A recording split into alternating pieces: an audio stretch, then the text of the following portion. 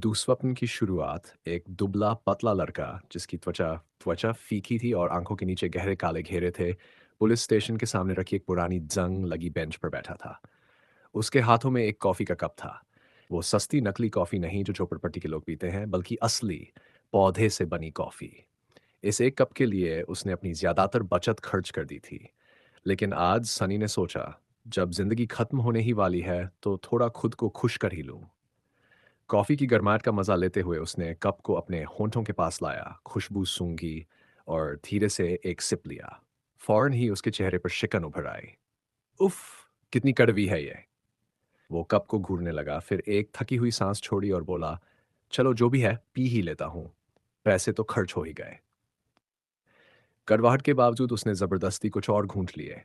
फिर खुद से बड़बड़ाया, मुझे तो असली मांस का टुकड़ा खरीद लेना चाहिए था।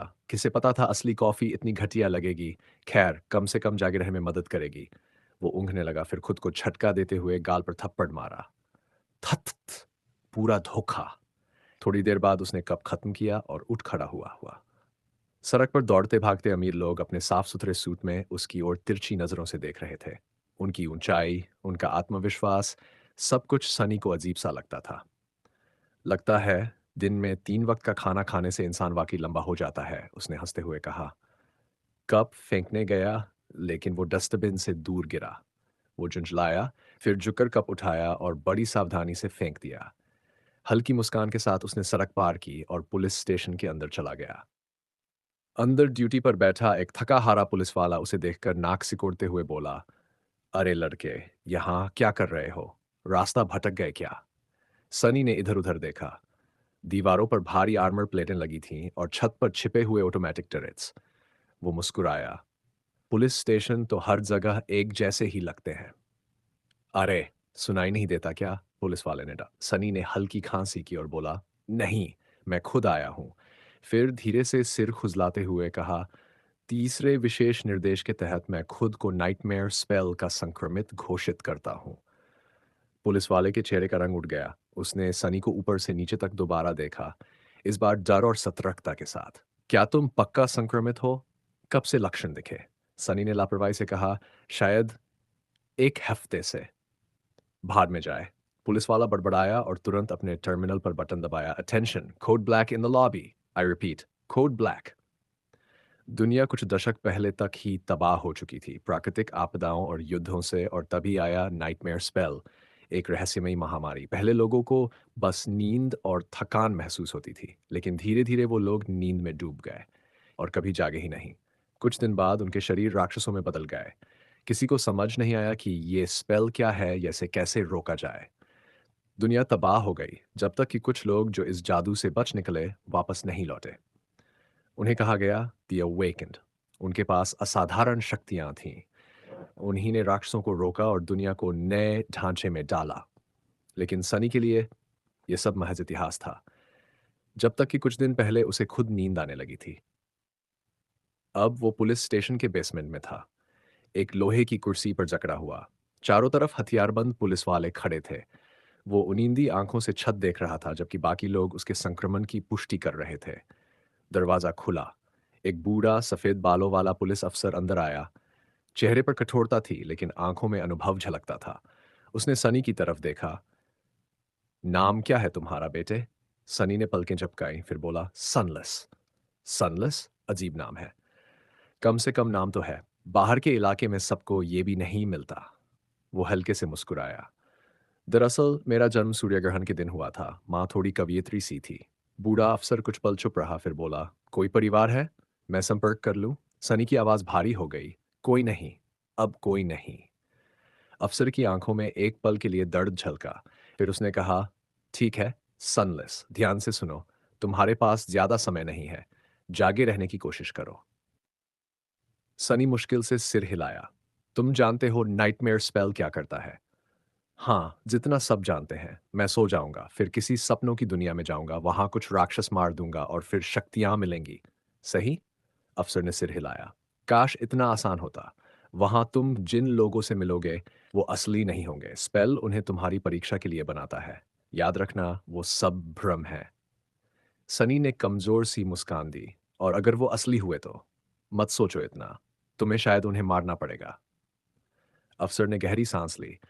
अगर किस्मत ने साथ दिया तो तुम्हारा पहला नाइटमेयर बहुत मुश्किल नहीं होगा। स्पेल हत्या नहीं करता, वो परीक्षा लेता है। बस हार मत मानना। सनी की पलकें अब भारी हो चुकी थीं। जब अंदर पहुंचो सबसे पहले अपनी एट्रीब्यूट्स और एस्पेक्ट देखना। अगर तुमको कोई युद्ध कौशल वाला एस्पेक्ट मिला, जैसे तलवारबाज या धनुर्धर, तो तुम खुशकिस्मत होगे। अगर नहीं तो भी निराश मत होना। हर एस्पेक्ट की अपनी ताकत होती है, बस उसे समझो और जिंदा रहो। आवाज अब दूर लग रही थी। अगर तुम जिंदा लौट आए तो एक अवेकेंड बन जाओगे। अगर मरे तो तुम्हारा शरीर एक नाइटमेयर क्रीचर को जन्म देगा और फिर हमें उससे लड़ना पड़ेगा। तो प्लीज मरना मत। सनलेस। सनी की आंखें झपक गई, आवाजें धुंधली हो गई। कम से कम थोड़ी देर तक तो मत मरना, वरना हमें ही निपटना पड़ेगा उस राक्षस से। क्या? इतना ही सोच पाया और नींद ने उसे पूरी तरह घेर लिया। अंधकार छा गया। फिर एक ठंडी गूंजती आवाज सुनाई दी। Aspirant, welcome to the nightmare spell. Prepare for your first trial. अध्याय 2, गुलामों की यात्रा। सनी ने एक अजीब सा सपना देखा। एक विशाल और अकेला पर्वत उसकी आंखों के सामने था। ये पर्वत अन्य चोटियों को अपनी तीखी नुकीली चोटी से मात दे रहा था। रात का आसमान इसके किनारों पर कटौती की तरह फैला हुआ था और चमकती चांदनी इसकी ढलानों पर भूतिया फीकी रोशनी बिखेर रही थी। एक ढलान पर पुराने समय का एक टूटा फूटा रास्ता चट्टानों से मजबूती से चिपका था। यहाँ वहाँ बर्फ में दबे पुराने पत्थर दिखाई दे रहे थे। रास्ते के दाहिनी ओर एक खड़ी चट्टान दीवार की तरह खड़ी थी। बाईं ओर बस अंधेरा और खालीपन जो अनंत गिरावट का संकेत दे रहा था। सागर जैसी तेज हवाएं बार बार पर्वत से टकरा रही थीं, जैसे उनकी बेबस क्रोध की आवाज हो। फिर अचानक चांद क्षितिज पर गिर गया। पश्चिम से सूरज उगा, आकाश में लकीरें छोड़ता हुआ पूर्व में गायब हो गया। बर्फ के छोटे छोटे टुकड़े जमीन से उछलकर बादलों की गोद में लौट गए। सनी समझ गया वो समय के उल्टे प्रवाह को देख रहा था। क्षणों में सैकड़ों साल बीत गए। बर्फ हट गई और पुराना रास्ता सामने आ गया। सनी की रीढ़ में सिहरन दौड़ गई। चारों ओर इंसानी हड्डियां बिखरी हुई थीं। एक पल बाद हड्डियां गायब हो गई और उनकी जगह एक गुलामों की टोली दिखाई दी, जो चेन की खनक में पीछे की ओर पर्वत पर चल रही थी। समय धीमा हुआ, थमा और फिर सामान्य गति से बहने लगा। Aspirant, welcome to the nightmare spell. Prepare for your first trial. ये क्या हो रहा है? कदम, कदम, एक और कदम। सनी के खून से लथपथ पैरों में दर्द फैल रहा था। ठंडी हवाओं ने उसकी झोली जैसी पोशाक को बेकार कर दिया था। लेकिन सबसे ज्यादा पीड़ा उसकी कलाई में थी। लोहे की बेड़ियों ने उसका मांस फाड़ दिया था और हर बार ठंडा धातु उसकी चोट पर लगता तेज दर्द देता। ये कैसी हालत है? सनी ने चारों ओर देखा। एक लंबी चेन रास्ते पर लटकी हुई थी, जिसमें दर्जनों करोड़ों खोखली आंखों वाले गुलाम जुड़े थे, बिल्कुल वही जैसे वह खुद था। आगे एक मजबूत कंधों वाला आदमी था, जिसकी पीठ खून से लथपथ थी। वह धीमे निश्चित कदमों से चल रहा था। पीछे एक चालाक नजरों वाला लड़का था, जो धीरे धीरे अपशब्द कह रहा था, ऐसी भाषा में जो सनी नहीं जानता था, फिर भी समहाउ समझ पा रहा था। समय समय पर प्राचीन कवच पहने घुड़सवार सैनिक गुजरते, गुलामों को डरावनी नजरों से देखते। स्थिति किसी भी नजरिए से भयंकर थी, लेकिन सनी डर के बजाय उलझन में था। सामान्यत फर्स्ट नाइटमेयर में नए एस्पिरेंट को परिस्थितियों से निपटने का कुछ विकल्प मिलता। अच्छी जाति या योद्धा वर्ग में होने का लाभ, हथियारों की उपलब्धता, संघर्ष से निपटने का अवसर। लेकिन वह बेहिसाब कमजोर, जकड़े हुए और आधे मृत गुलाम के रूप में शुरू हुआ, किसी भी तरह से आदर्श शुरुआत से दूर। फिर भी स्पेल हमेशा चुनौती और संतुलन दोनों देता था। जैसा पुराने पुलिस वाले ने कहा था, यह परीक्षा है, हत्या नहीं। सनी को भरोसा था कि इतनी खराब शुरुआत के बदले स्पेल उसे कुछ अच्छा देगा, शायद एक शक्तिशाली एस्पेक्ट। चलो देखते हैं मैं इसे कैसे करूं। तब बचपन में पढ़े वेबटून याद आए। सनी ने शब्दों पर ध्यान केंद्रित किया। Status, my self, information. जैसे ही उसने ध्यान लगाया, हवा में चमकती रनाएं उभर गई। भले ही वह प्राचीन लिपि समझ नहीं पाया, अर्थ सहज ही साफ था। वह जल्दी से अपनी एस्पेक्ट की रनाएं खोजने लगा और फिर पूरी तरह हक्का बक्का रह गया। क्या? ये असली में क्या है? Nam sunless, सच्चा नाम, rank aspirant soul core dormant, memory echoes, attributes, fated, mark of divinity, child of shadows. Aspect विवरण, एक बेकार असमर्थ गुलाम, टेम्पल स्लेव भी वैसा ही होता है, बस ये बहुत ही दुर्लभ है। सनी चुपचाप रनाओं को घूर रहा था, खुद को मनाने की कोशिश की कि शायद ये कोई भ्रम है। बेकार एस्पेक्ट, पागलपन। जैसे ही ये सोच उसके दिमाग में आई, उसके कदम का ताल बिगड़ गया और चेन खींच गई। पीछे वाला चालाक लड़का चिल्लाया, हरामी कहाँ जा रहे हो? सनी ने रनाएं बंद की और संतुलन बनाने की कोशिश की। कुछ ही समय बाद फिर से सीधा चल पड़ा, लेकिन अनजाने में चेन फिर खींच दी। छोटू, मैं तुम्हें मार डालूंगा। आगे वाला मजबूत आदमी सिर घुमाते हुए हंसा। क्यों परेशान हो? सुबह तक ये कमजोर रहा, ये पर्वत उसे ही मार डालेगा। कुछ क्षण बाद उसने जोड़ा, हमें भी थोड़ी देर बाद मार डालेगा।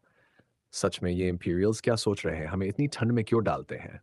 पीछे वाला चालाक लड़का हांफा, तुम अपनी मर्जी बोलो, मैं जिंदा रहने की योजना बना रहा हूं।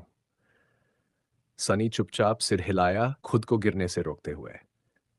क्या प्यारा जोड़ा है। तभी तीसरी आवाज कहीं पीछे से आई, शांत और बुद्धिमान। यहाँ इस मौसम में इतनी ठंड नहीं होती, बस हमारी किस्मत खराब थी। और मैं तुम्हें चेतावनी दूं, इस लड़के को चोट मत पहुंचाओ। क्यों? सनी ने हल्का सिर घुमाया। क्या तुमने उसकी त्वचा पर निशान नहीं देखे? ये लड़का हम जैसे गुलामों में नहीं आता। वह जन्म से ही गुलाम है। Temple slave. हाल ही में शैडो गॉड के अंतिम मंदिर को इंपीरियल्स ने नष्ट कर दिया। शायद यही वजह है कि वह यहाँ है। मजबूत आदमी पीछे देखा। तो क्या? क्यों डरे हम एक आधे भूले हुए कमजोर देवता से? वह अपने मंदिर भी नहीं बचा सका। एम्पायर को माइटी वॉर गॉड की रक्षा है। वे कुछ मंदिर जलाने से डरते नहीं, लेकिन हम यहाँ किसी की रक्षा में नहीं हैं। क्या तुम सच में किसी देवता को नाराज करना चाहते हो?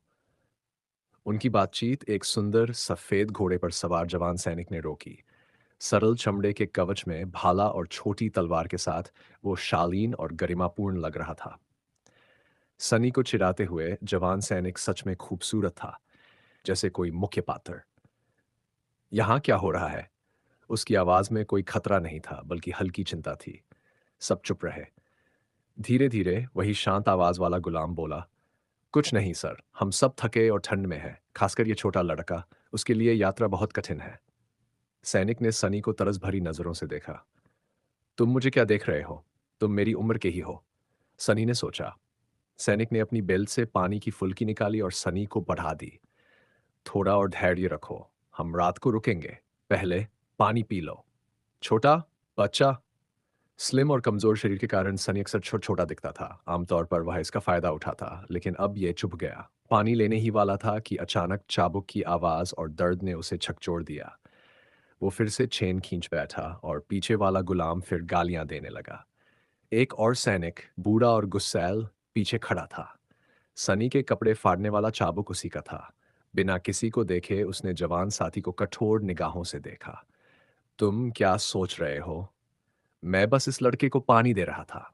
उसे बाकी के साथ ही पानी मिलेगा। लेकिन चुप, ये गुलाम तुम्हारे दोस्त नहीं है। समझे? इन्हें इंसान समझोगे तो भ्रम पैदा होगा।